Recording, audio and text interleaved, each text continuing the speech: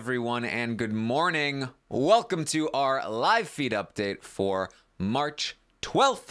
I'm your host, Taran Armstrong, and with me today is Aman. How you doing, Aman? I'm great. It's my first update of this season. I'm saddened to say that I can't be around as much this season because my morning schedule is sort of all over the place. But I'm glad that I at least got to get in on this first week. Well, yeah, still the first week of Big Brother Canada because it's been a lot. We have been given a lot of material to chew on, and we haven't had something like this in a while. So it's so exciting. I was like, Big Brother Canada, is that you? I haven't seen you in 2 years, girl. How you been? Yeah, it's nuts. The house has been crazy, and I will say that we did get a little bit of a slower day on the feeds. But before we get into the feeds, I want to talk about the episode last night. So if you're here for the episode recap, we will not be spoiling anything from post episode until we get into the live feed update. So we're gonna spend maybe 10-15 minutes just talking about the episode, if that long. There's really not a lot to talk about sometimes with the episodes, but we're gonna talk about last night and what we learned and what we saw on the episode, which was I gotta say, I don't know if this episode clarified anything to me from what's been going on in the feeds. No, I mean, at first I was like, okay, this is a fairly consistent, with the feeds. I'm able to follow along. And then all of a sudden, towards the middle, towards the end, they decided to flip things on its head. And I was like, okay, well, BB Can's going to BB Can. You can't get them all. So. Yeah. So we saw a couple of scenes of Kyle and Ree picking each other up, not physically, but spiritually. And we saw JL talking about how babies are like dumb pets, and stuff like that. But for the most part, honestly, I think the first half of the episode or so, it felt like most of that content came from before the veto or before the nominations happened. It was a lot of the setup for the plan, which is that they're going to pretend that Minh is the target. Mm-hmm. Yeah, it's sort of this week has been chock full of so much gameplay that it felt like watching all of that footage. It felt like I was being taken back to last month because that's how long it just feels like the seed has been going on for so long. But yeah, it was we got to see Minh talking about setting herself up, going to Chris and to Sue, saying, "Hey, just let them know that it's me. I'm the back door. That Minh girl. She's drama. She's nasty. Just get her out, and that'll be the perfect thing to placate the evictors. They won't see it coming." And Sue and Chris were like, yeah, let's do it. Let's get this show on the road. Yes, and so we see the plan set up that Maddie and JL and Michael, they're all told, hey, the backdoor plan is to get rid of Minh, and that's why Brooke and Hira are on the block. Now, this actually happened before the nomination ceremony happened, so this was them explaining what the plan will be, as opposed to explaining what the plan is now that Brooke and Hira are both on the block.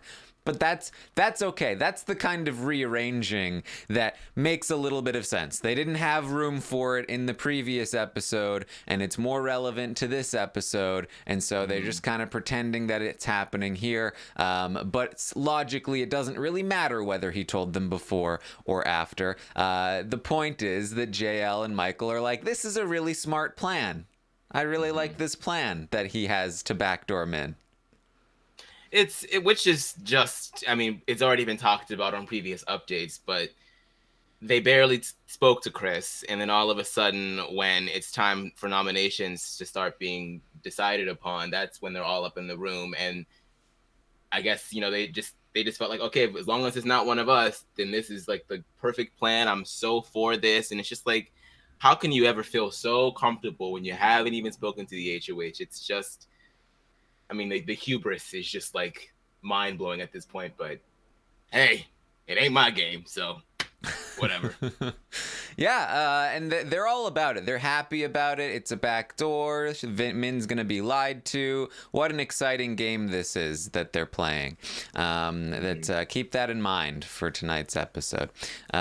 So that's going on there. We're also going to see the veto competition happen. They are on all fours and they're dragging a sled behind them, and they have to pick up fish with their mouths and then arrange them in a particular order. Honestly, I don't know if it didn't necessarily look as brutal as the aftermath was on the feeds, but if you are here to hear what was on the episode versus the feeds, this was incredibly brutal on the players. Yeah, I was watching this thing and I was expecting like snow machines to be blowing right in their face. I was expecting them to just be dunking their entire bodies in like heaps and heaps of fake plastic snow. But no, they were running along or, on all fours along this ice track, dipping their heads in the water, going back, putting the fish on the rack. And yeah, their knees were scuffed up. Those knee pads did not seem to be the knee pads were not working. They should probably focus on getting a different brand if they do something like this again. But I was so shocked to see that Vanessa was coughing up blood from the snow. I mean, the snow was falling, but I don't know. It just seemed like this was supposed to be like this brutal ass competition, and yet it seemed like fairly consistent with stuff that we've seen on the show, if not like more on the milder end than stuff that we've seen in past competitions. So it's a very weird cognitive dissonance thing going on right now. Yeah, I mean, I guess it was the fake snow that was all over the place, probably being kicked up, breathed in. It probably was falling into the water, and they were like, into the water as they were trying to grab the fish. But yeah, they were all coughing. Vanessa in particular, coughing up blood. She's still coughing really badly to this day. And they compete here. We saw that. I did see Vanessa, like, I saw Mel in the chat point this out. Vanessa was running, just like crouch running instead of on her knees, which probably helped save her knees as opposed to somebody like Brooke, whose knees were just like demolished. Her knees were streets of Baghdad, like ridiculous. So ultimately though, we're going to see Hira take this one, and Hira will be safe for the week, Aman. Yeah, it was a solid win too. Like we saw him going back and forth, and then obviously he went for the buzzer, but it wasn't quite correct. But he only had about 3 wrong, and then he was able to quickly discover which ones were not in place. So it was a well-deserved win, because it does seem like it was a bit of like a grueling competition. So I was pleased to see him sort of like not give up and really persevere through all of that. So good for Hira. I was clapping when I was watching last night. Yes, we receive our first bombshell of the night, though, as Vanessa, in a diary room session during the veto competition, says to us, hey, I gotta win this competition so that I can take my buddy Brooke off the block. We gotta make sure that I can take my buddy Brooke off of the block. And I was just like, wait, what? Now, to set this into some context, if you haven't been listening to all of the podcasts about the feeds because you're a show recap listener, Vanessa has been trying to keep Brooke on the block for reasons that we cannot figure out. She is in an alliance with Brooke, but she has repeatedly attempted to get Brooke to go on and stay on the block as long as the feeds have been on. She actually at one point convinced Chris that he should not get Brooke off the block, and instead that Hira should be the one to come off the block, and then told the rest of the alliance that it was all Chris's idea and that she tried to argue against it, which is very, very much not the case. But then luckily for Brooke, although it didn't matter anyway, Sue goes in there and changes Chris's mind again. But Vanessa has been trying to get Brooke to stay on the block, and then there she is in the diary room saying not only does she want to take Brooke off the block, but she's also my buddy Brooke, which a lot of trash talking on the feeds would seem to indicate otherwise. I don't know what she's talking about in the diary room, Aman.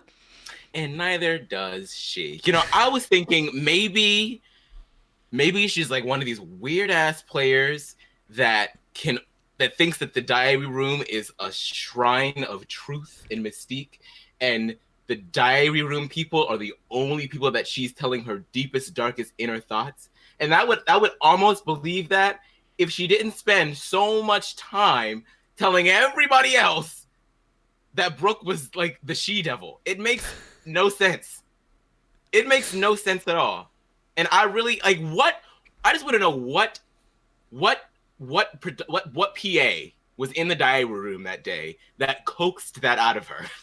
What did you have to say to her to get those words, to get her to fix her lips to say that? It was the weirdest thing ever. Weird.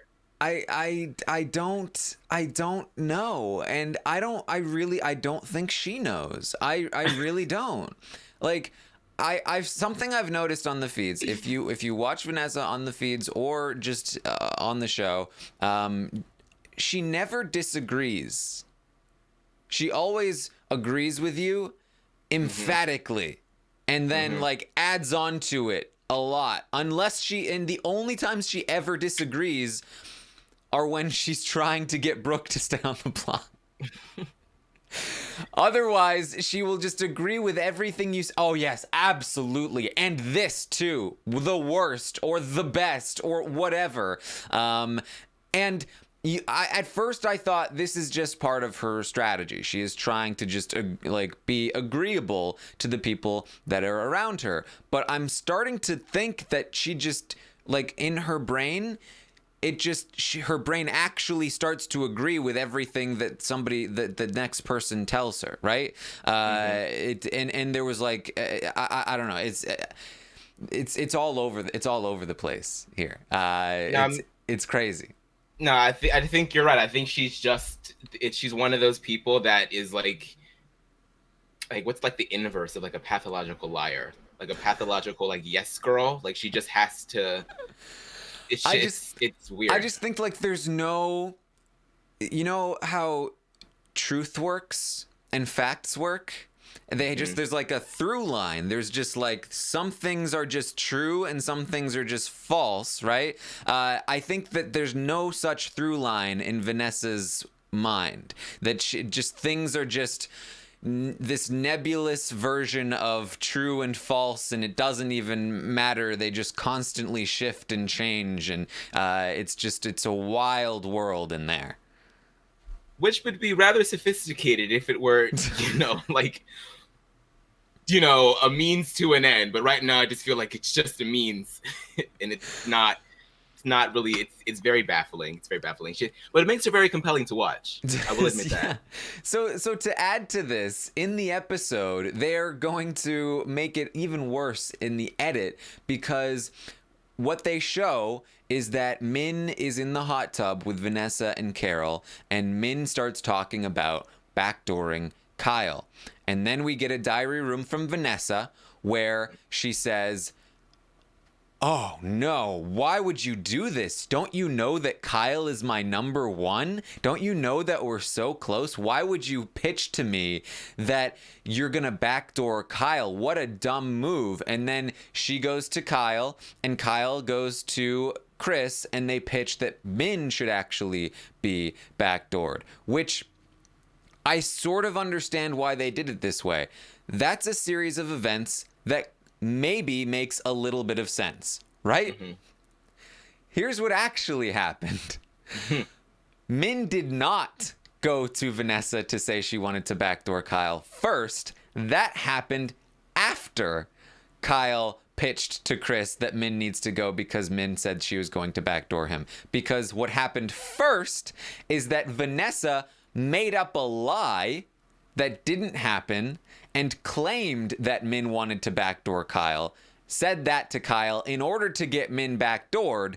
Then, after the backdoor pitch happened, Minh was talking to Vanessa, and Vanessa had been acting cold to Minh, and Vanessa blamed Kyle for it and turned Minh against Kyle and convinced Minh that she should want to backdoor Kyle, at which point Minh finally said, okay, well, what I think I'm going to do then is backdoor Kyle.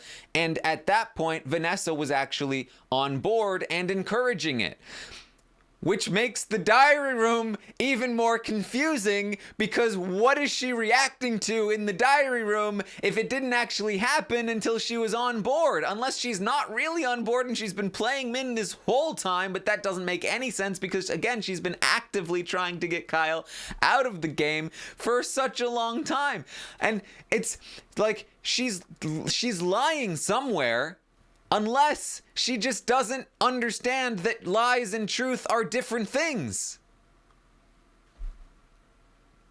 I really hope that the rest of the chat is enjoying the malfunction that's happening live on this morning update with Mr. Robot. But yes, I mean it's insane. Once again, like what is the diary room like? What's happening there that they are getting her to say these things, especially in this very weird context? And why, I forget who was on the feed that was saying like that production must hate our season because it's so wacko mumbo jumbo. There's so much plans that get conflated and then get dismissed and tossed aside and then reawakened, and it's very, very hard to keep track of. But I just feel like they're making it even worse for themselves, because this doesn't even make I feel like they're adding so much more work onto this narrative that does not need to be there. And it's so, I'm about to stop. Like, I'm like, do I even want to watch like the Sunday and Wednesday episodes? Maybe I'll just watch the Thursday episodes and call it a season and just keep watching the feeds, because this is I was getting confused. I was like, wait a second, didn't that happen before when Kyle was like mad about finding out about her about being mad, but then they flipped it back to Minh, but then Minh was like, actually, wait, no, that he was lying. And I was like, what is going on here? What is this? Why? Okay. Let me propose a theory here for Vanessa's diary rooms, right? Brooke is my buddy. Why is she saying that? I think that Vanessa, she has some kind of resentment toward Brooke that she doesn't want to admit. And so she's been trying to get Brooke to go on the block, stay on the block, and potentially even send Brooke home, for all we know. And so she wants Brooke gone. She has some kind of resentment there, but she does not want to admit it. And so that's why she's trying to do these things. She thinks she's being very subtle, but we on the live feeds obviously see what she's doing. But to everybody else in the house, she's like, no, I love Brooke. I would never want her to go unless somebody's trash talking Brooke, in which case she can finally open up and sort of like be like, yes, she is the worst. But for everybody else, she's pretending that's not the case. And same for the diary room. I think that she is unwilling to admit her resentment toward Brooke in the diary room, and so she's pretending in the diary room that she's her buddy Brooke, thinking that she can get away with it. Being like Tiffany from BB18 that couldn't even bring herself to say that she was Vanessa's sister when we all know that she's Vanessa's sister. Basically, yeah, that's exactly what it is, Vanessa. Then I think what happened in the case of the Minh wants to backdoor Kyle, I think that Vanessa once again was unwilling to admit that she made it up at first, right? I think that when they got her in the diary room to explain the situation, she was like, what? No, I didn't make anything up. It really happened. It happened in the hot tub. And they were like, but you said that before. She was like, no, she told me. Why would she tell me that? That was nuts of her. I think she was unwilling. I think she's unwilling to admit her like very devious parts of her game to the diary room. Not only because they're devious, but I think because she made such a big mistake, right? The reason she convinced Kyle that Minh wanted to backdoor her was because she thought that Minh had betrayed her, and then Minh convinced her otherwise, and I think she's embarrassed about it and doesn't want to admit that she made this up about Minh. Like when Minh is telling Vanessa, I'm so glad we cleared this up before anything crazy happened, Vanessa was like, Ooh, I did just try to get you backdoored. And I think she doesn't want to admit that in the diary room. I like that is the most logical explanation I can possibly think of. If it's not that, which doesn't explain her behavior in the first place, but it does potentially explain her behavior in the diary room. But it's still a big mess.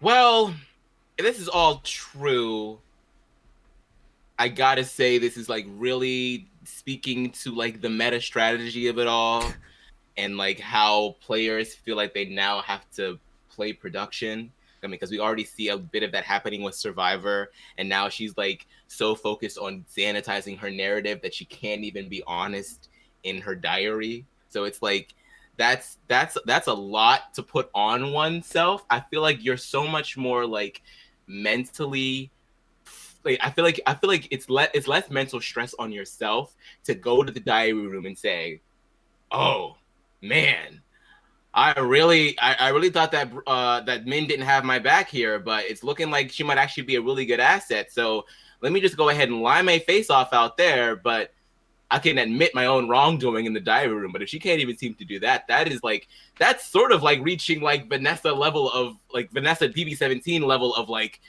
paranoia and like control freakness. That's like she's going to burn out. Well, She's going to burn herself out. to be clear, though, I don't think that she's doing it to play production or play the audience. I think that it's just a natural instinct that she doesn't want to admit when she makes mistakes, and she doesn't want to admit these secret resentments that she's harboring. Like, I don't think it's like, oh, I need to make sure the audience likes me, or I need to like make sure that my image is portrayed in a certain way. I think that this is just who she is, and she just operates on this level, right? I don't think that there's like a sort of mastermind scheme behind it or anything. Which I think is we can tell because of how she operates in the house when we see everything. Right. Either way, man, like that's just like you got to be honest with somebody. You know what I mean? Like, whoo, like that's a lot. That's a lot to chew on. Yeah. So that's what's going on. Like, if you're just watching the show and you're trying to get a good sense of who these people are, just pay attention to Vanessa in the diary room. Whatever she's saying is probably the opposite of what she's doing in the house. We do finally, though, get to the veto ceremony, and we see the blind side. I gotta say, though, Aman, I tweeted this out. It just felt a little anticlimactic to me. It just was a little bit like, all right, and Michael. And then even the shocked faces were a little bit like... Yeah. Not like... It was like... I feel... And normally, because I feel like... I mean, correct me if I'm wrong, but normally, as soon as the veto replacement is replaced, then that's when everything goes into slow motion and the back music drops in, and then they start getting the diary room about like what they're going to plan for like moving forward. But this time around, they sort of like delayed that because it was so anticlimactic that they had to like push that out. They had to get the footage of Maddie saying "you're such a liar," and then they had to get the footage of John Luke like slamming everything around because of the fact that when the initial reaction was just so like, even Michael was just like, and he's like king shocked face, constant shock face, and even then he was just like, okay, like I guess I got to get up now. It's just like both the nomination ceremony and the veto ceremony this week have just been subpar, and it's very unnerving. Which is strange because they've been talking about it in the house like it was this really big moment. Yes, and it makes me feel like the editing failed us here. Not only, like, we usually talk about the editing as in the storytelling, what they're deciding to show and in what order. But what I mean by this is just the actual portrayal of this particular event. It was so cut up. It's like in movies when there are action scenes and like it's just like cut versus like longer takes of action scenes. The longer takes are almost always like much better because you can actually see what's happening. Like there were so many quick cuts and it felt like a lot of stuff was cut out for time or something, but it just felt so rushed. Like I think back to Big Brother 20, Swaggy gets backdoored at the veto ceremony, and the way they cut that together was unbelievably entertaining, and it was so dramatic. Like it felt like in my memory it happened in slow motion, and I could see the emotion on every single person's face. Swaggy as he looks to Fessy like, oh my god, what's happening, as he goes up on the block. Like I remember all the details of that scene from 2 years ago, and I just watched this last night and I barely remember anything about it. This Michael backdoor, and you know, it was just like, and it happened, and we'll see you next time. Like it felt wrong, and you know, that's unfortunately I think something that we've dealt with a lot on Big Brother Canada. But I did feel like last season, especially toward the end of the season, they were able to really milk some good moments, especially like at the end of the Pretty Boys reign, like you know, Dane and Anthony breaking it down to Adam. I thought that was well done. So it's not like they can't put scenes together well, but I do feel like sometimes they really drop the ball on these like big game moments. Yeah, we're also like have to remember like who the people are that we're talking about. Like, not a lot of them, you know, have a lot of fire to them, even when they are fighting. Like, I mean, Kyle and Michael were fighting on the feeds the other night, and you know, Kyle's a little bit feisty, but Michael is sort of like just so like he's so like even when he's angry, he's very just like, it's more of like an earnest anger than like a fiery anger. So like at the same time, I guess if you're not gonna get like a big reaction from the guy that is getting backdoor, that sort of like brings all of the fervor down for everybody else. Because if he's not popping off, then you know, it's sort of like, oh, okay, well, you're not giving me what I want here, you know. Yeah, I feel like there wasn't enough time though. I think it was the time spent. I'm willing to bet that if we like time the veto ceremony, it probably lasted like, it felt like it lasted 2 minutes tops. When it, like a big moment like that should be much longer. We need just more reaction shots. We need more time to just kind of sit with it, and build up the tension as we wait to see, oh my God, Michael's about to go. And so I don't know. That's just my editing talk there. So yeah. Yeah. So we will, of course, have our eviction episode tonight. So we're going to get into the live feed update now. Again, it was kind of a slower day, so you know, we'll go over the day. But if you're going to bounce out now, we will be live tonight after the episode to talk about everything that goes on there, and the eviction, and who goes home, and all of that stuff. So make sure you tune in tonight. And of course, also you can tune in today for the Stockwatch stream. I will be on Twitch today, and then I will be podcasting about Survivor at 5, and then Big Brother Canada 8 after the episode. So you can basically just watch my entire day if you want. If you want. So thank you to the show watchers who want to bounce out now. To the live feed of Taran Armstrong. Yes, and we're gonna get into the live feed update now, so there's your warning. Here we go. Like I said, slower day. It was day 12 in the house. We started the day. Brooke, Carol, and Angie talk a bit. Now we know that that Carol is kind of anti-Brooke at the moment. She's really been, you know, against Brooke ever since she's been talking trash with Vanessa and Minh about her, and they make fun of her laugh, and she thinks she's a liar. But they did have a couple of moments throughout the day, this day, that seems to be, you know, rekindling that relationship just a little bit. But Carol really does kind of want to vote Brooke out of the house. But they're talking. This is a moment where they talk about being underestimated in the house, Brooke, Carol, and Angie. And Angie is another very important relationship with Brooke, for Brooke. Angie just like loves Brooke. She's like she wants to protect Brooke at all costs. I talked about that the day before, and she's just anytime anybody says anything bad about Brooke, she's like, no, how dare, that's our Brooke, you can't do that. Yeah, I mean, Brooke really has to do herself a lot more favors in connecting with more of these people, because there are quite a few that have like this such a negative opinion of her, which is still a bit shocking for me. I mean, Brooke was never really a favorite of mine, but I know for a lot of the fans have related to her because she's, you know, a bit of like the nerdy archetype. Obviously, a super fan of the game, very cerebral, thinks a lot. Like she thinks a lot. She thinks a lot about the game. And she cam talks and she checks the doors before she cam talks. So a lot of pluses there.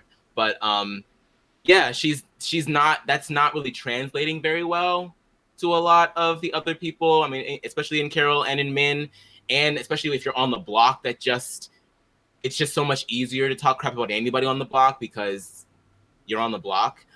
So any time that she can get in with Carol is going to be an asset because Carol already has such a natural relationship with Mike. Like, if it were up to Carol, Mike would be staying. Even with the way that the votes have shifted now, like if you were to ask Carol, like, who do you really want to vote out, it'd be Brooke. So anytime that you can spend with her, get it on, girl. Yeah. Min is going to be causing a lot of chaos in the house today. We talked about Min on the roundtable that, she started to gain some ground and then kept climbing and is now just in a full-on sprint, just uphill sprint, and she can't turn it off. And I think she has now crested the peak of gameplay and is now sprinting downhill to some degree here. She's not doing herself too many favors. She says that she just kind of she put it together. What did she put together? She put together that she's with Jamar, but she does not like how close Jamar is with Sue. Now, we've seen this play out over the last few days to begin with, her talking with Sue, trying to tell Sue, you can't trust Jamar. He's a bad person. You can't trust him. Don't work with him. Talking to Jamar, telling him to stay away from Sue. But it's going to really come to a bit of a head here as she confronts Sue about working with Jamar. Are you working with him? Do you have a secret alliance with him? Sue says, no. I don't talk. I don't do that. I don't really talk game with him. Min says, I'm not stupid. You don't have to lie to me. I see you talk game with him all the time. You're always with him. And Sue's like, yeah, I mean, I talk game with him like I talk game with you, with Kyle, like with anybody. Like it's nothing intense or crazy, just like anybody would talk game. You talk game with him too, right? Like it's nothing, like it's not anything like what you're saying. And Min says, look, you don't need to get jumpy about it. I just don't appreciate being lied to. And who comes to interrupt but Jamar comes in, puts his arm around Sue and says like, hey, what's up? And that just makes it much worse. He did on purpose. He did that shit on purpose. Okay. Min has this penchant for like getting the truth out of people, but she has to slap you in the face while she does it. It's just like there's like very little grace when it comes to how she confronts people that she has an issue with. And it's always like, she always disguises it with like look, I'm just being honest. I'm an honest person. Like, and I'm just trying to tell you how it is. But I'm also going to do it in like this bitchy way, but like, I'm going to get the truth out of you. So you might as well just level with me real quick. Okay. Which is like, a bit effective depending on who you're talking to. Like somebody like Sue, she was like, you know what, like girl, like yeah, like look, Jamar wants to hang out with me. He does. Like, you happy? Like, and then they proceed to be able to like, have some game talk, and Min's like, okay, well now that we got that out of the way, now I feel like I can work with you. But it's like, girl, no one's gonna really want to work with you like that. That's exhausting to have to deal with. And just to make sure you guys are aware, Sue has a boyfriend. Like, she has no interest in Jamar. He flirts with her. She doesn't even like it very much, but she just feels like I've got to deal with it because that's my role in the house, is that Chris flirts with me, Jamar flirts with me. I draw a line at like cuddling, right? Because I've got a boyfriend, but I got to do what I got to do in this house. These guys, but I definitely do not get any indication that Sue has any interest in Jamar. Now, Jamar very well might have some serious interest in Sue, but that's another story and has nothing to do with Sue, right? So, and most importantly, Min really like just honing in on this and being very focused on this particular situation is really going to hurt her game, and we'll talk about that a little bit later. Another thing that Min has been doing lately is she has kind of been leaving Hira out to dry a little bit. Now, I talked a couple of days ago about how she was talking with Hira, trying to make a final two with him, trying to like be like, hey, we're working together. But her focus has been elsewhere, and Hira is a guy that really requires a lot of maintenance. If he feels like he's left out, then he's gonna drift away elsewhere. And the people that have been doing maintenance are both the evictors and Sheldon, Brooke, Sue, and Jamar. And so he's really starting to gravitate toward those other groups, and he hasn't really talked with Min much, and that relationship seems to be deteriorating. Now, we'll see what happens, but he is going to talk with Maddie and Michael early in the morning, and he says that he's disappointed that people are playing dirty, but if they are, he'll play dirty back. And so that's where Hira stands right now. He tells Mike, just chill today. Push hard tomorrow morning. You never know. But just chill today, which I think is one of the reasons why the day was fairly chill. Because Michael took that to mean, I don't know if it was entirely because of Hira or this is just what he would do anyway, right? Because it's probably what he would do anyway. But Michael spends almost the entire day hanging out with Maddie, talking to no one except for Ree or JL. He talked to Sheldon like a little bit, but really just barely talking to anybody. There's some information that they're supposed to study for the HOH. Doesn't study, doesn't campaign, just spends his whole day complaining about how he was lied to and what bad people they are and what good people him and Maddie are and all of this stuff. It's extremely tiresome. Just like change your name from the evictors to the pontificators, please. Like just it's come on. Like, and you know, the guy that came into the show saying, yeah, I don't like victim noises. Like, he is one of the biggest complainers I have seen in a while. Just edit out all of the shots with the muscles and everything and just make the entire intro package him with that puppy, because that's all that I'm getting. That's the energy. I'm getting puppy energy from him. And you know what? If that's your personality, fine. If you're that nice of a guy that you cannot bring yourself to lie and to degrade and to play Big Brother, then that's fine. You can go. Like, if this is not your arena, that is completely fine. But don't sit up here, especially not. You know, I don't even want to see. You know what? No, I'm not about to lie to myself, and I don't want to see you, like, you know, campaign today on the feeds, because it's probably going to be very entertaining. But like, it's just everything has been too little, too late with you guys, and I feel like you guys just never learn your lesson. More so, Rianne has learned her lesson. John Luke we see him beginning to learn his lesson, and even Maddie, like, she's a little sloppy. She's a little sloppy, but she's distracted right now. Yeah, but at least she's out there, you know, trying to, on his behalf, mind you, get these votes. But it's just, yeah. And here's the thing too, like this idea that like he's too good for the game and that like all of these other people are terrible. Like, if he was as like kind and honest and as good a person as he's claiming to be, right, then he wouldn't be acting this way, because like the kind good people would be like, man, I'm not suited for this game. Clearly this game rewards behavior that I am not good at, right? Admitting your own fault, this isn't a good thing for me in this game. I'm just not good at it.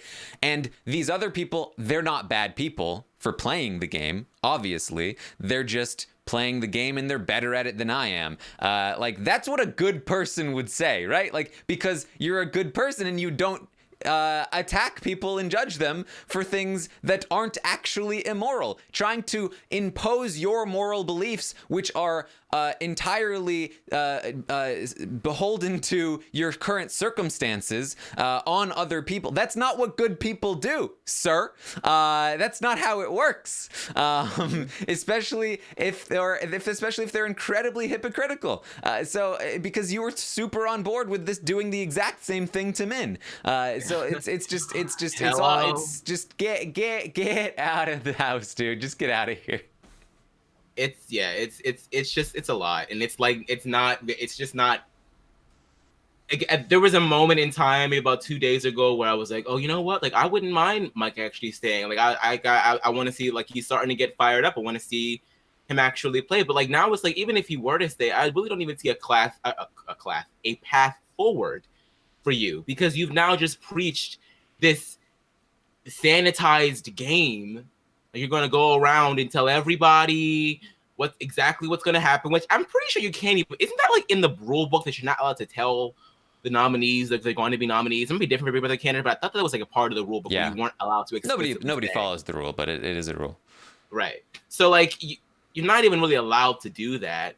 And like if that's the game that you're promising, that's what you're going to be bringing around the mountain, then bye. Like, I'm good. We don't need that. This season has been going pretty well so far, and if you have to be the first casualty, then so be it. Yeah. So be it. Niceness in order to cast judgment on others is not niceness. I would not say, I'm so nice, which is why I'm being mean to Michael right now. No, I'm being judgy to Michael right now, and I can own that. All right, so Minh is going to talk with Vanessa and Carol about the Jamar situation, right? So here's what she put together and why she confronted Sue. She says that that Kyle came to her and was wondering if she was planning to backdoor him, right? She's like, how did he know? How did he know? The only people that know are you, Vanessa, Carol, and Jamar. So Jamar must have told him. Jamar is the devil. He's playing his own game. And you know what? Sue is his minion bitch. Sue is his bitch. He controls her. He just intimidates her. And she just does everything he wants. She says, Vanessa, who do you think Kyle? Who do you think told Kyle? Because I don't know what when Kyle said this, he said, "Ask Vanessa." I don't know why he'd say that. Because it was Vanessa that said it. She said, I don't know why he said ask you, but do you know? I mean, do you have any idea? I'm assuming it's Jamar. Vanessa's like, I mean, it was probably like Mike, right? Like, oh, girl, take the bait. Like she gave it to you. Like she gave you an out, and you're like, oh. Yeah, that was so awkward. Minh doesn't buy it. I don't think it was Mike. I've barely told Mike any. She did tell Mike quite a lot, but why would Mike tell Kyle? That doesn't make any sense. And so Vanessa's just like, oh, I don't know. I'm confused. I don't know. I don't understand this whole situation. Minh says that the plan that she wants to do, she wants to try and reel in some of the remaining three. That she says that here's her plan for targeting. She wants to target Kyle, Sue, Angie, and then Ree. Those are the four people she hates the most. The fact that Ree is still good with everybody else is concerning after all of this stuff going down. So she would be the fourth on that hit list. And so after Minh leaves, just very quickly, that Carol goes up to Vanessa. She says, you know what I would do? I would put up JL and Maddie, and then backdoor somebody. And then Vanessa said, I would put up JL and Ree, and she'd want to backdoor somebody. They didn't say who that somebody was because the feed's cut to Sue versus Minh part 2. Sue's like, so what was that about earlier? And she says again, like, just this Jamar situation. Sue says, I only talked to Jamar to find out information. Like, this is not what you think it is. And Min says, don't you remember what I told you about him? When I said you couldn't trust him, that hasn't changed. Even if you see me hang out with him, I don't trust him. Okay? I don't trust him. And you shouldn't either. And you know what he told me? Jamar told me that he has you, Sue, in his back pocket. And Sue's like, great. That's exactly what I want him to think. And Min's like, no. But he's also the devil, and he's really he's a bad person, and you shouldn't work with him if you think about it. I mean, think about this. Kyle knows I want to backdoor him. How do you think he found that out? Has to be Jamar. Nobody else knows except for clearly you, because I'm telling you about it. Jamar must have ratted me out there. You can't trust him. Can't trust him. She says she has implied to the four that she'd go after Kyle, but she said everybody knows Kyle has to go. So she's really working hard to try and ruin Sue and Jamar's relationship. It's just not working for her though. I mean, you either want Jamar all to yourself, Min, or you don't. Like, this whole will they, won't they thing is very entertaining for us to watch, but it's just like, do you really want to be in this alliance with him? Do you really want all of him to yourself? Because he's gonna have to talk to other people, just how you're talking to him, and you don't want everybody to think that you and him are like together. That's how he's gonna operate, and that's how Sue is gonna operate. So it's like, you have to, like, you're not doing yourself any favors by playing like this very controlling. You want to be able to control all of the relationships around you. You want to be able to tell people certain information that's going to separate them, and then you get pissed off when it doesn't work. And it's like, but you just said that you're not with him either. So if it's good for the goose, then it's good for the gander. Like, she's so crazy, and it works when it works, but when it doesn't work, it does not work. And it's the most mind-numbing thing that I've seen, and I love it, and I hate it. When she's focused on game, it works. When she gets distracted with like personal vendettas, that's when she goes off the rails, right? And that's what's really harming her. So they finish off the conversation with the typical, like, if it's me and you in the HOH, Min says, if it's me and you in the HOH, I'm letting you win. After this conversation, I feel so much better with you, Sue. And Sue's like, I would love to work with you. And Min then says, okay, well, just as a heads up, you talking with everyone sketches people out. And Sue's like, who's saying that? And Min says, everyone.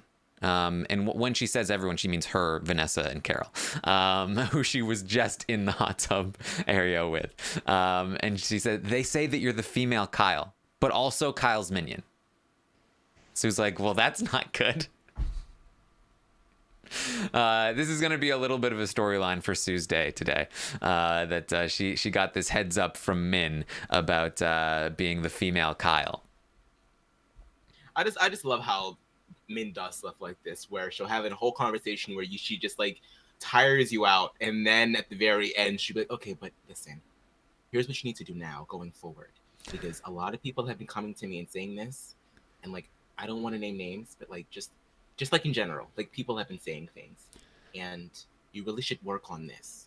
Okay, love you, bye. Like, just, and then they're left with this information, like, to just perseverate on it for the rest of the day, which only like adds to the frustration to Min, because Min is the person that told them, so they attribute all of that to her. Like, it's just like, girl. JL is going to have a conversation with Min, where Min is trying to reel him in. He understands that Mike is a goner at this point. He is going to ask her questions about the game. She's going to be working on him. He asks her at one point, do I need to be worried about Sue? And she's just like,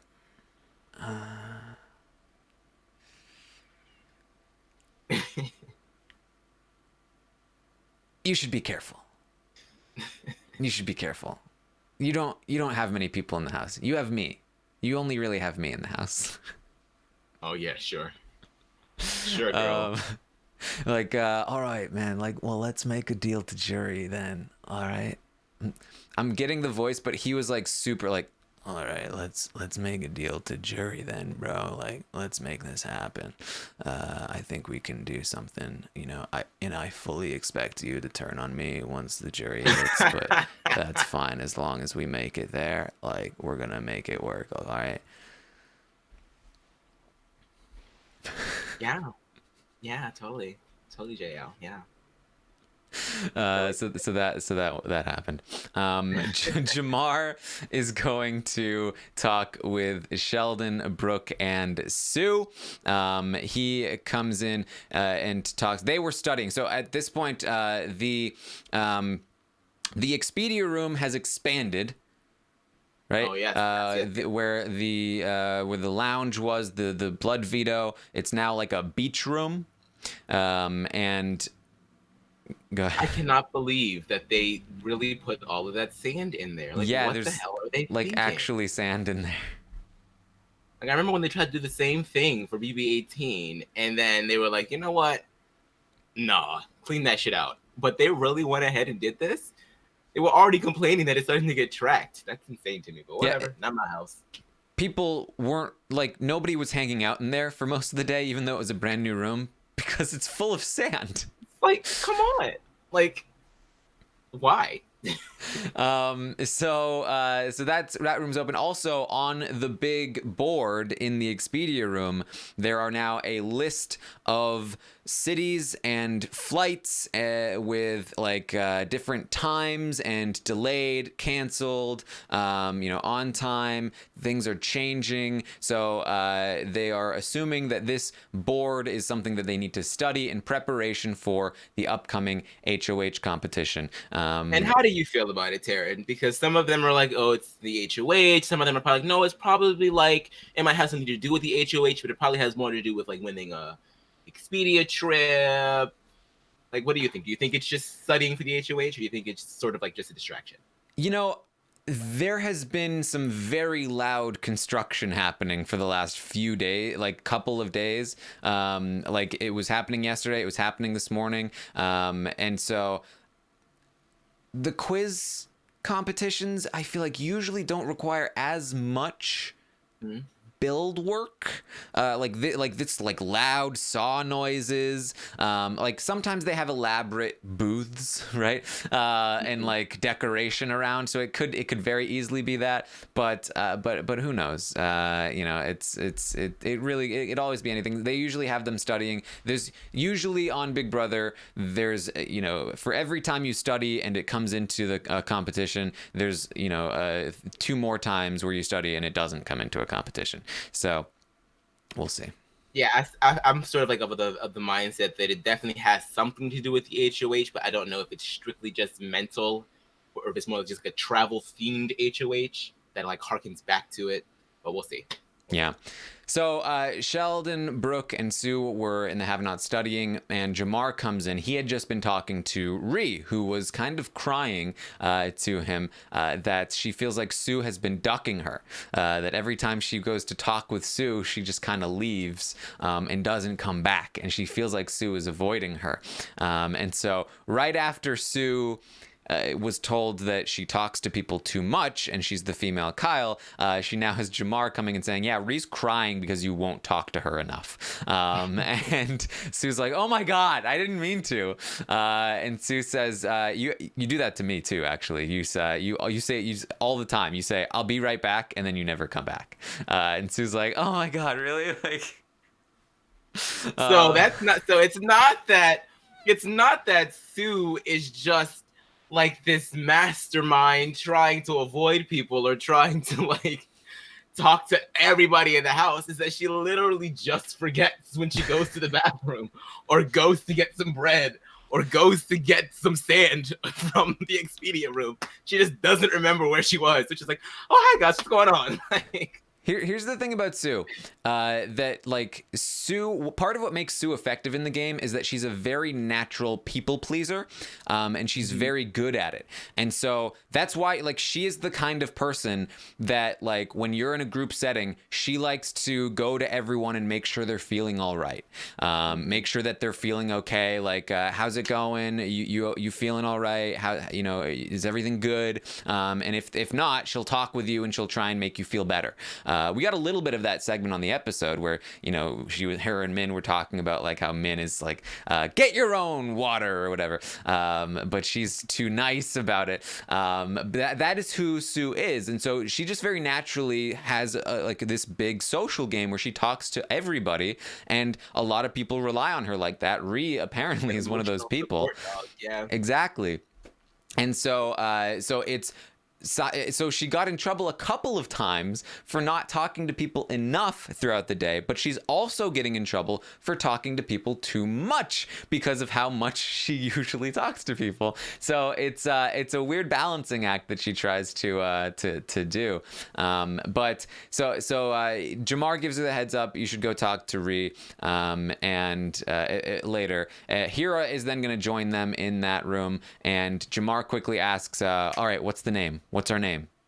Because Hira, Jamar, Sheldon, Brooke, and Sue, they're trying to make a 5-person alliance. They're trying to come up with a name, but before they can do it, Kyle comes in and interrupts them, and so still no name. So in the meantime, Carol and Ree have a conversation where Carol tells Ree, look, I do want to vote to keep Michael, even if he doesn't stay in the game. Even if it ruins my game, I just feel like I owe it to him, and you know, I need to go home to my family and be proud of the game that I played here. And you know what? I want to create some suspicion. I'll never ever admit that I did this, but I want to vote to keep my. So she's basically saying she wants to cast a hinky vote, but she's never going to admit it to anybody except for 3 people. Ree, Maddie, and John Luke, who will know, because Michael will also know, but he'll be going home. So I'm sure this is going to work out really well for her. I can't remember if she was in the room when Jamar was like, "Don't nobody throw no damn hinky votes."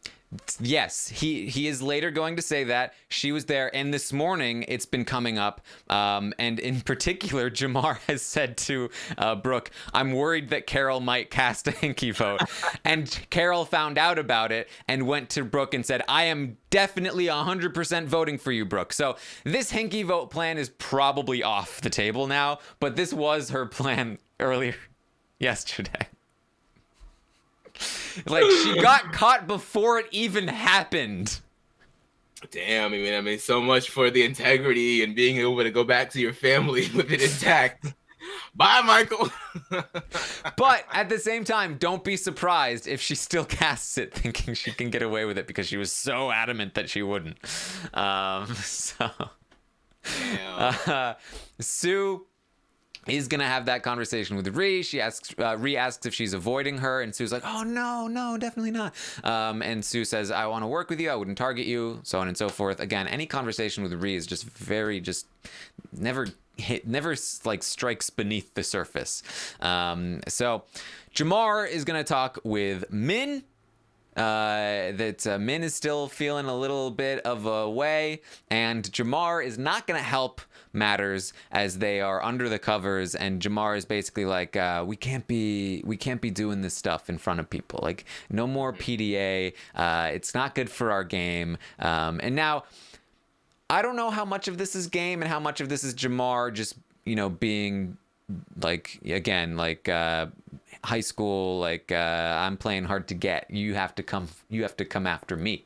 I'm the one who controls the gate of the affection. And so he's like, no, can't do this. And Minh is like, no, I refuse. He says, you're crazy. You hear that? You're crazy. Yeah, it's definitely like a little bit of both. Like Jamar has admitted on the feeds that like he likes to be the dominant one. Like he likes to be the sexually aggressive one. And well, bitch, you've met your match in Minh, because clearly, like, she has been walking around this house, like, you know, not being quite shy about the people that she likes and what she wants. So now that you've been the aggressor, and she did a good job at the beginning of sort of like holding out, but then when she realizes that this guy's not really going anywhere, and then she's also like sort of bored, she's like, okay, well, if you want it, you can have it. And now Jamar's like, oh, okay.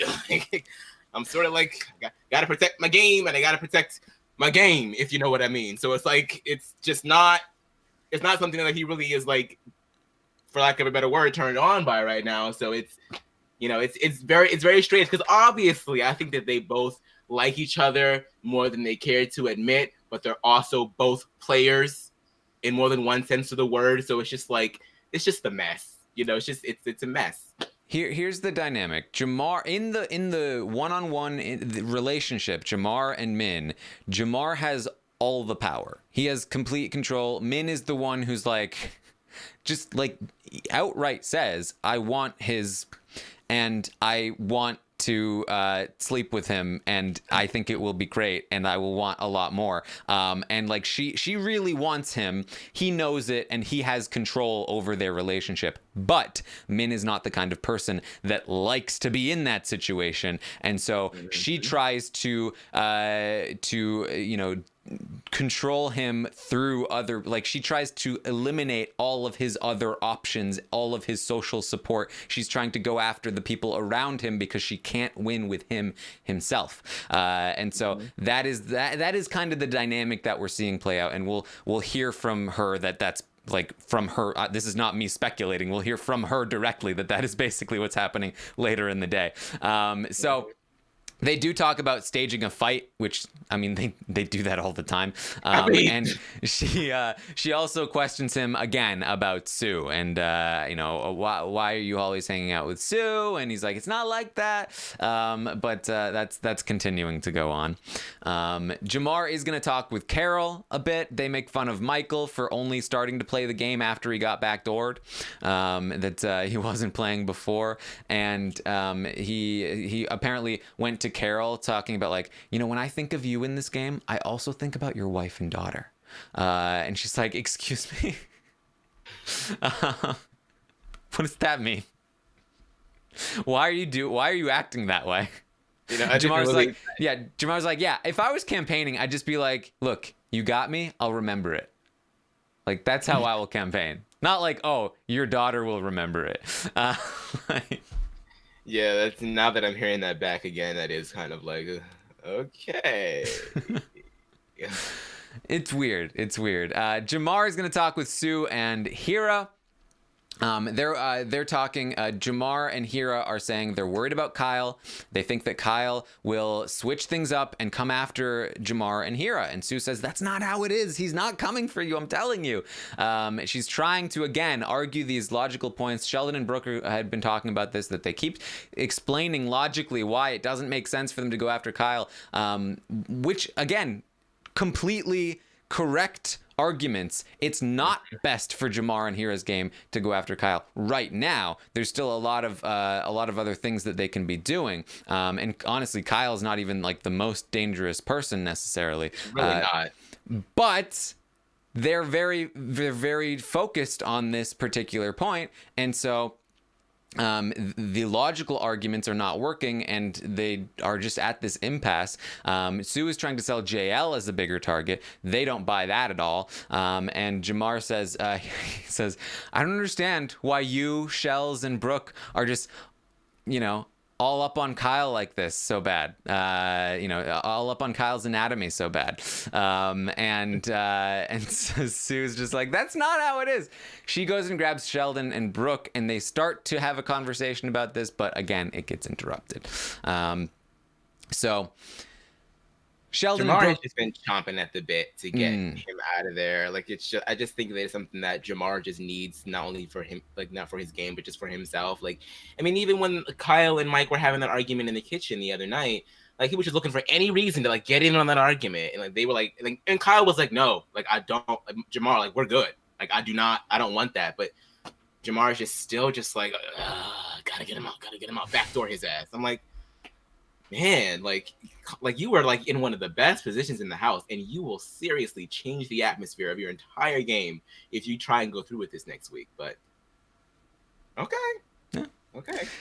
Sheldon and Brooke talk a bit. They're talking about their alliance. Again, Sheldon and Brooke talk a lot. They just continually gravitate toward one another. You can tell that they're only really comfortable with each other. We're going to hear from Brooke when she's talking to Sue that, Sue asks about Sheldon again, and Brooke is going to kind of admit, like, yeah, she's got a bit of a crush, but she doesn't think he sees it that way, and she's not into it in that way in the game. But so like I think she's got a bit of a crush, and for him, she's just like the only person he feels comfortable around. And so they just really gravitate, and they end up talking around in circles about strategy in the game just a lot because they'd rather be hanging out with each other than anybody else. It's not great for their game, especially because their choice of location is always so public. They really like that couch at the top of the stairs where they're just visible to the entire house at all times. So they gotta figure that out. I was thinking about that because like that sort of like happened a lot in BB21 too, where like people were just like having game talk like right out in the open, and now we're starting to see a little bit of that with BB Can as well. And it's just like, is this like where the game is headed, where people are like just so people are expecting the other house guests to be so self-absorbed that they're able to just have conversations like out in the open and not really think of it as anything bad? Like, is that like a thing that's a thing now? It's very strange to me. I think that they're And I guess I worried, can. like, yeah. So I think that they're worried that like having conversations behind closed doors is more sketchy, and so they think that if we're hanging out publicly, then we don't look as sketchy. Hiding We're in plain sight. exactly. They think it works that way, but it doesn't work that way. Not being seen is if you're out of sight, you're out of mind. Like Yeah. if both Brooke and Sheldon are missing from like the house, then people will just assume that they're somewhere else with other people. There's so many people in the house right now that they won't just assume that they're off by themselves unless all 13 other house guests are together and just Brooke and Sheldon are missing. But even then, it still takes them going, wait a minute, where are Brooke and Sheldon, to actually think about them being together alone, as opposed to, oh, they're right there together by themselves. So Yep. anyway, they're talking. Sheldon is talking about, like, he's like, I have been wondering, like, are we with the right people? Like, I was thinking about a world where Hira is our number one. Like, he's such a great guy, but I just don't know if it makes sense. I don't think we can trust him. He's too attached to the other side. Brooke asks him, what's your list of people that you trust, you want to work with? He says, you're number one. Kyle is number two, and then I don't know, between Jamar and Sue, Sue is more valuable in terms of like she's a glue for the rest of the house. Like she helps bring people in a lot, but he feels like Jamar is maybe a little more loyal. She says, I like Sue. She's so valuable, but there's just something off about her. I just can't put my finger on it. And I think what he's thinking about is that she is such a people pleaser, and she has so many relationships and so many conversations, and she's very good, and that probably worries him on a subconscious level. But that's kind of like his top four there, and I think maybe I'm not sure who else would fall in there, but it was a little bit good to not hear him say Vanessa, because that would be a nightmare. Yeah, I liked listening to them talk because both they sort of like handle this game in a similar fashion and really like hashing things out and really thinking about like what's the best option, like being at least attempting to be self-aware, but not aware enough to know that the rest of the house really just does not want Kyle there, and eventually you're going to have to like you're either going to have to jump ship or you're going to have to do something, because it's just not good to be the constant like poster child for Kyle when everybody else is just like get him out of there. So yeah, like I think that it's a good I think it's a nice little package to have, like to have Jamar, to have Sue, to have Brooke. Like it's a good, I think all four of them really, I mean with the exception of Brooke because Brooke is on the block, but once she comes back into the fold, I think all of them like have enough of like of a connection with the rest of the pockets in the house, that they could move well if they worked well with one another. Yeah, they also have been talking about JL and trying to work on JL. They think they have a good relationship with him. They feel comfortable with him winning. They feel like he wouldn't come after them, and they talk about Sheldon approaching JL with some kind of like arrangement. Sheldon says, "Do you think it would work if I offered him we don't come after each other until at least jury?" And Brooke says, "I don't think you need to make an explicit deal like that. I don't think you need to make promises. I think you can just kind of leave it unsaid," which is exactly the problem that they're having in this game, is that they're too conservative in their gameplay. I think that JL absolutely wants a kind of deal like that. And he has one with Minh now. If you guys are like trying to like create like this like nebulous like type atmosphere where it's like you can leave room for error, but it's like that's the error, because he's looking for something like he wants like something solid, because right now he's floating because Mike is about to leave. He knows that the rest of the evictors are like up for grabs. Essentially, he's probably thinking, "Oh my god, if they got Mike up and I'm next because I'm the guy." So like he needs something to like plant him down, and not giving him that is, I mean, while you might think he might be happy to get anything that he can get, like it's better, you might as well like promise him something, because even if you decide to renege on it, at least you have him for that next week or so. So he wants to feel, people want to feel secure, and so when they're insecure in the game, like JL is right now, the person who offers them the most amount of security is usually the person that's going to be able to pick them up, and you can't assume that you're the only person who's thought of this. So you need to be offering a great deal, and if you need to renege on it later, you just do that. You can bounce checks in the Big Brother house. Bounce them checks, baby. Bounce them checks. All right. So Brooke is also going to talk about how she had a conversation with Minh. Now, remember, Minh, Vanessa, and Carol have been making fun of Brooke for what they call her fake laugh. Her fake laugh is actually her real laugh. She was actually having a conversation at some point during the day with Sue and a bunch of other people. Sue was talking about how she's had issues with her voice. That she's had to, she would lose her voice a lot because like the way that she speaks puts strain on her voice. She's had to like use vocal coaches to help make it so that she doesn't lose her voice all the time. It's really damaging to her vocal cords. And Brooke was like, I have the same thing. The way that I talk is not my natural speaking voice. My natural speaking voice is much higher, but I speak a lot lower, like I'm speaking sarcastically a lot. I am always talking like I'm sarcastic in a lower tone than my actual voice, and it puts strain on my vocal cords. And she it's to the point like she can't not do it. She doesn't know how to like consciously change it. But we do see sometimes that like she goes into what Sheldon calls her baby voice, which annoys him a lot. But that's her actual voice that doesn't put strain on her vocal cords. And so this also it impacts her laugh, which is also like just her voice in general seems to annoy people, and her laugh it annoys people, and they feel like it's fake and forced because that's just kind of how her voice works, right?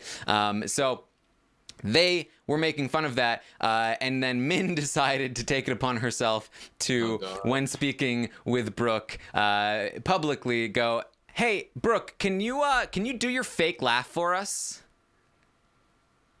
Brooke was like, "Excuse me? God. My fake laugh? Who are you, Ica?" Yeah. Yeah. You know how like there's like these this segment on Jimmy Fallon or Jimmy Kimmel where it's like celebrities read mean tweets? How about we just have like Big Brother alumni read Minh Lee advice tweets? This girl just cannot help herself. I felt so bad for her. Yeah, so Brooke is like, I thought I was good with her, but I think she hates me. Like, that was mean. And so she talks to Sue about it, and Sue is like, oh my God, you don't even know the things she talked to me about this morning. Sue says, I want her gone next week. I want Min gone. And Brooke's like, I mean, yeah. I mean, I just don't know how to handle her. Like, I keep thinking that I'm good with her, and then she does things like this, and I'm like, I don't know. I just don't know how I'm gonna be able to handle her in this game.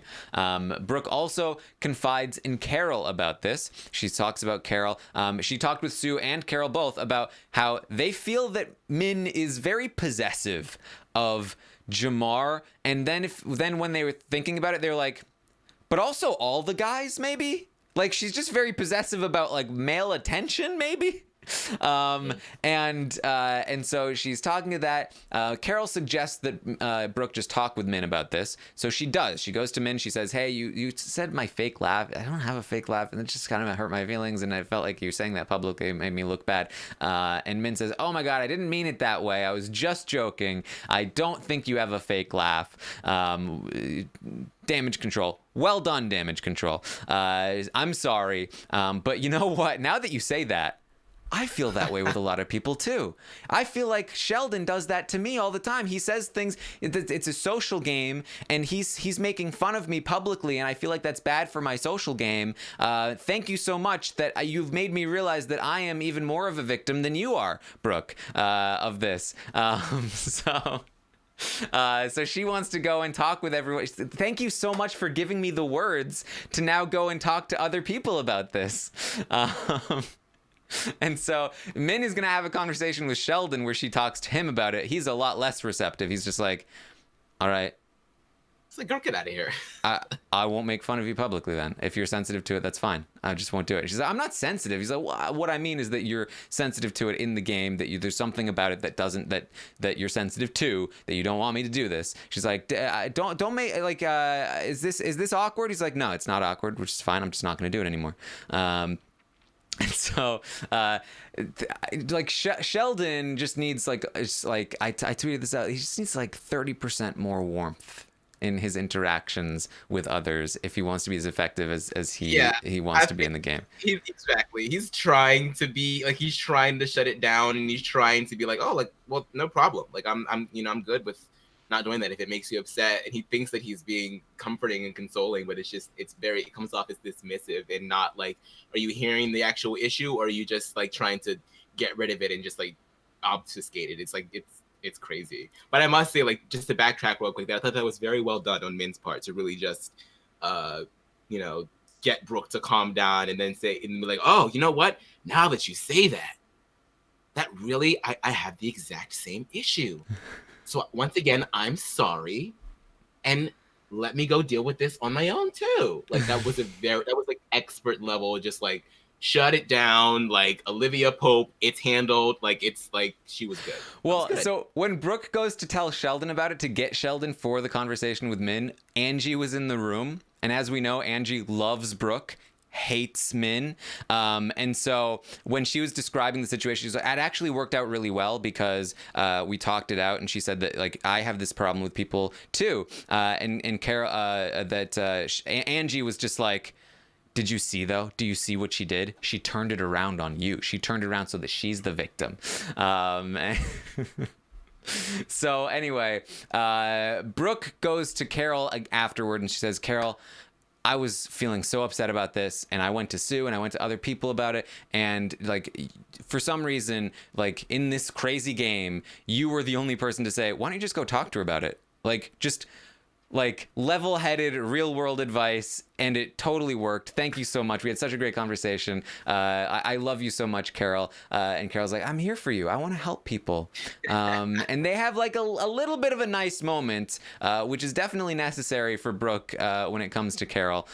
So we'll see. The next time Carol's with Vanessa and Min, we'll see how much crap she talks about Brooke again. But it does seem like Brooke made some decent progress with Carol throughout the day. So we then get Min and Vanessa. Now, after all of this went down, Min is now in bed, kind of upset. Vanessa comes and checks in with Min. She says oh, are you okay? How's it going? She's like, man, I don't know. Sometimes I don't know how, what to do. I don't know what to do. And Vanessa, I just want to say, Vanessa throughout the day has been any conversation where anybody expresses any uncertainty, she goes, So are we not voting Michael out? So how do you feel about the vote? And she keeps getting interrupted and people keep not responding to her, but she keeps bringing it up over and over. Nobody else is talking about the vote all day long except for Vanessa. She keeps bringing. So are we vote? Are we gonna? So are we gonna do vote? Are we gonna vote out of Brooke, or is that what we're gonna do? So she goes. So how are you feeling? You don't want to vote out Michael? And Min's like, no, I wasn't even thinking about that. I'm not thinking about game. She's like, oh, okay. Uh, so weird. Min says no, it's Jamar. That she's worried that if she hooks up with Jamar, it will be amazing, and then she will just want to hook up a lot more. But then she'll be hounding him to hook up, and he'll be like, nah.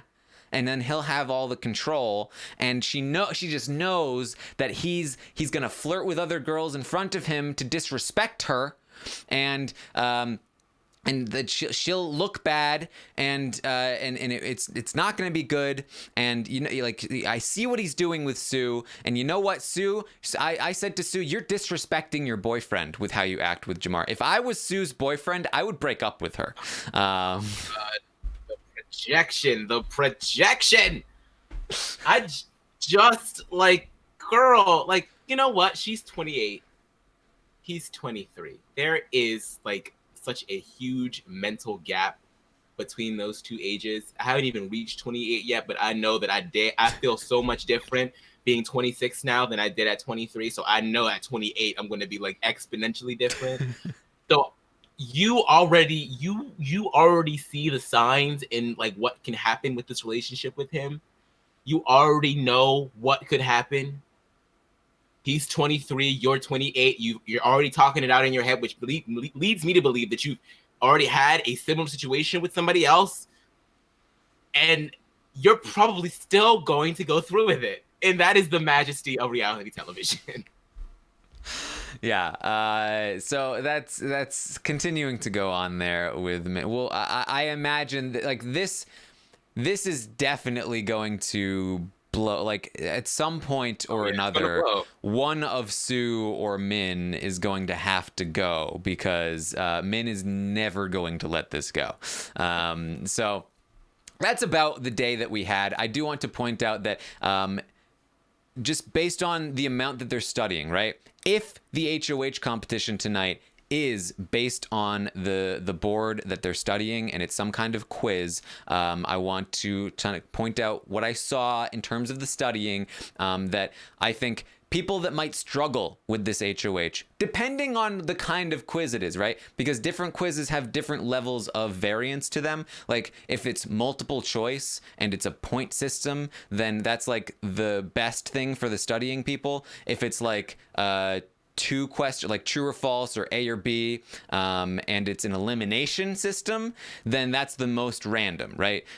Elimination meaning you get one question wrong, you're eliminated. If it's points, that rewards people who know the material the best, because it gives them an opportunity to, over the course of time, prove that, perform better. But when it's elimination, you just get one wrong, you're done. And if it's a 50-50 shot each way, a lot of random variance can happen in those. And so the people that study might not be the people that win. However, if it has anything to do with knowledge, people that struggle might be Angie, who talked about, like, she just can't remember things very well. She says, I tried to study and I fell asleep. That's what happened in college too.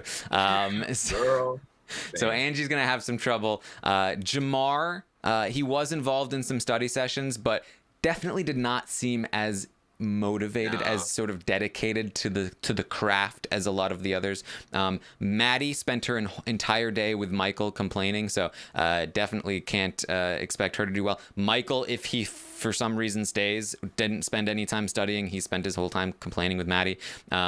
Carol did not do a lot with the studying. Min didn't study a ton throughout the day. She was focused on Sue. Kyle, I didn't really see what he was doing. He was kind of not on the feeds very often throughout the day. Yeah, he was kind of missing.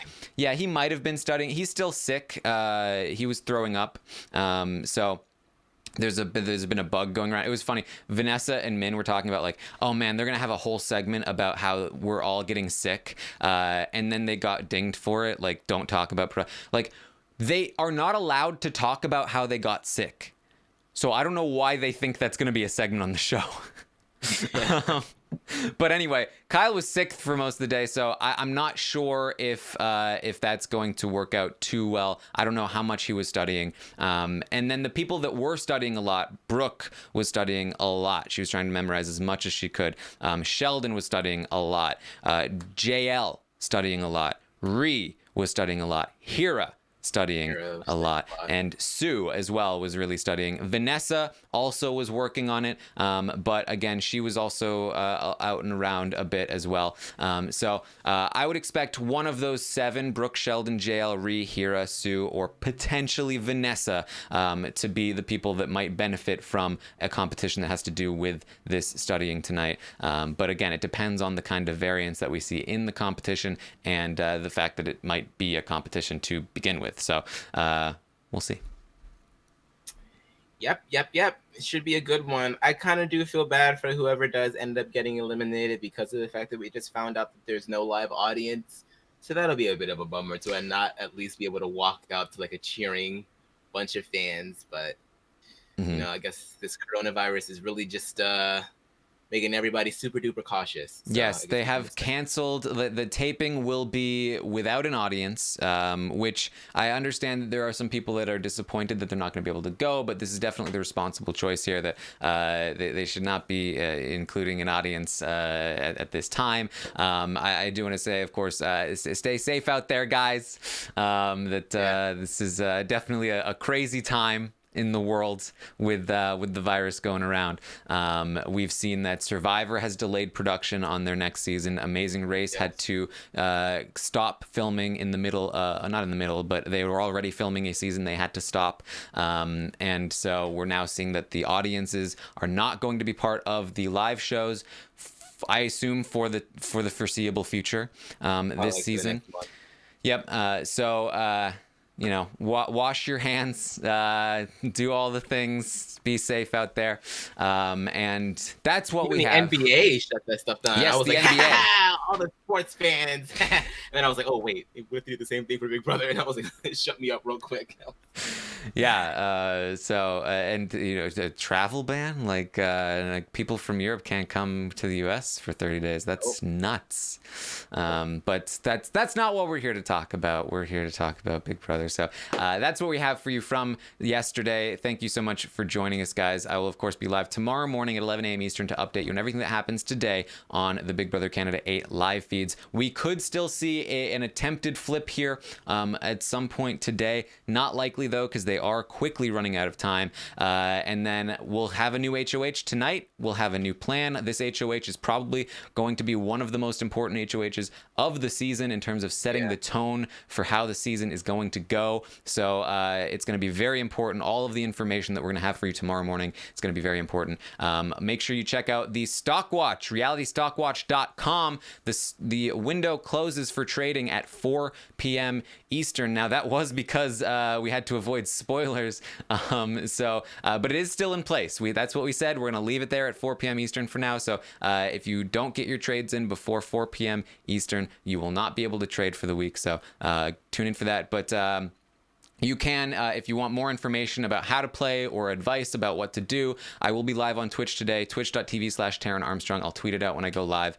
So check that out when it happens. And then again, of course, 5 p.m. Eastern, I will be live to talk about last night's Survivor episode with Big Brother alum Matt Hoffman, which should be a lot of fun. Yay. And of course, tonight after the eviction, we'll be live to talk about everything that we see there. So lots of stuff to fill your brains as you aren't allowed to leave the house. So that's what we have for you. Aman, where can people find you? You can find me on Twitter at Aman Adwin, and also I am covering Drag Race this season with Fiona and Brent. So if you are a Drag Race fan as well, be sure to be on the lookout for all of that coverage this season. All right. And of course, you can find me on Twitter at Armstrong Taran. Thank you once more for joining us. I'll see you soon.